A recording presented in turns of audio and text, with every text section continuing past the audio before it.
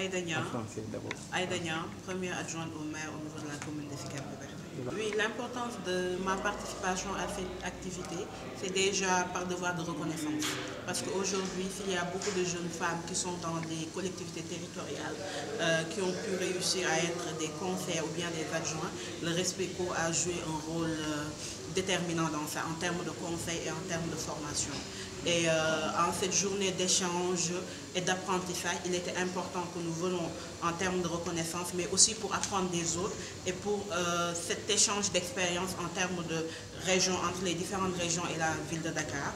Et nous avons eu des échanges très fructueux qui nous ont permis peut-être aujourd'hui de faire une évaluation dans un premier temps de tout ce qui a été fait et de mettre en exergue des perspectives que nous aurons.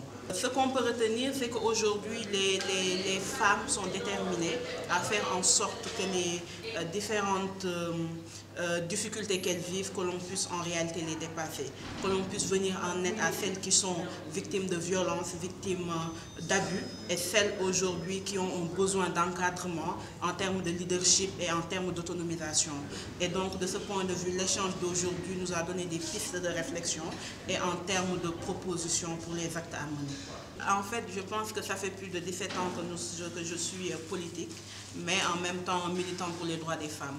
Et aujourd'hui, le parcours était beaucoup compliqué. Et c'est les formations de RESPECO et de l'AMLB qui nous ont permis de tenir et de faire en sorte aujourd'hui de croire en un leadership jeune et un leadership féminin. Donc de ce point de vue, nous avons pu, au terme des années, essayer de nous parfaire et essayer d'être des forces de proposition. Parce qu'en réalité, aujourd'hui, la loi sur la parité est un avantage pour les femmes. Et l'autre niveau à atteindre, c'est le fait d'être des forces de proposition et de faire en sorte que les difficultés et que nous puissions représenter dignement les femmes dans les instances de décision.